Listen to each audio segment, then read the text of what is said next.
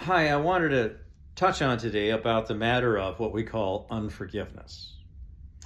Now, there's really only no sin can send you to hell if you're a believer unless you're mature enough to reject Jesus and you know what you're doing. However, the other one that does endanger us is unforgiveness. That's it. All right. And I now and then hear YouTube testimonies of people that went to hell who happened to be believers, and Jesus took them there for the purpose of coming back with a message. And often they came back and said they saw people they knew were Christians. One was a preacher, and so she asked Jesus, "Well, why are they here?" He says, "Because of unforgiveness."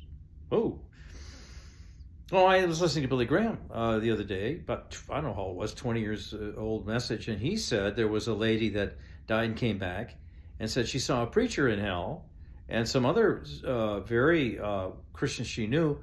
And again, she asked them, why are they here? Because of unforgiveness. And I thought, wow. There's a parable in Matthew 18 that Jesus gives. He talks about the king had an attendant, and the attendant owed him a lot of money. I'm talking hundreds of thousands of dollars. And the king forgave because the attendant fell on his face, begged for mercy, and the king in compassion forgave him, released him to death.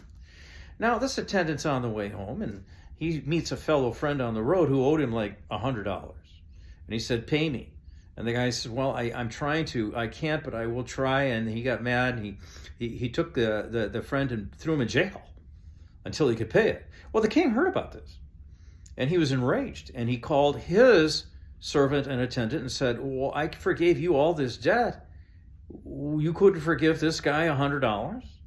And it says in wrath, the king turned him over to the torturers or the jailers till he should pay all that he owed.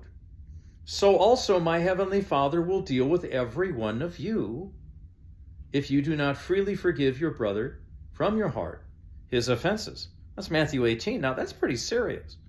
I don't want to find out what that's like. Hello?